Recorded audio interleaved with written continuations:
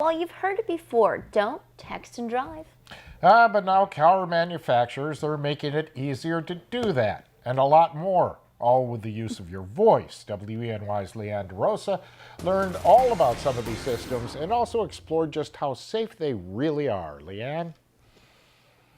John and Jennifer, when you climb in the driver's seat, your hand should be on the wheel and eyes on the road.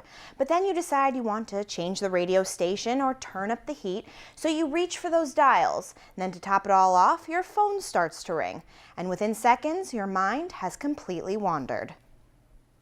If you take your eyes off the road for just 5 seconds while going 55 miles per hour, that's like traveling the length of a football field, blindfolded. At this point, they're saying that nearly a quarter of all collisions in the United States are caused by distracted drivers, largely cell phone use, which is equivalent to 1 million collisions every year annually. But that's all changing. Please say a command after the beep. We saw a movement in the auto industry to create technologies that would allow drivers to keep their hands on the wheel and their eyes on the road while interacting with their cellular phone and wireless communications devices. And while hands-free voice recognition systems vary from car to car, many allow you to call home, change the radio station when you can't stand that song, or even text your friends to make plans for the night.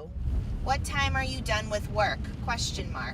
All to make the road a little safer. By making these systems integrated into the car, at least they're trying to reduce the exposure of the people that wouldn't do it the proper way. But is it any safer? According to AAA, not so much. It's not just about having your hands off the wheel, it's the conversation and level of mental distraction that they are worried about. Name not found. So they did some research, comparing 6 popular car makes and models on distraction level while performing the same tasks, dialing a call and tuning the radio. On the one end, we see Toyota and Hyundai are able to, they've already got a system that is really no more demanding than listening to an audiobook while driving. And on the other end, you have GM with a system that is very clumsy, isn't very robust, and is really demanding and taxing on drivers. Did you say janitorial at work? AAA says the more cognitively demanding a task is, the slower drivers' reaction times.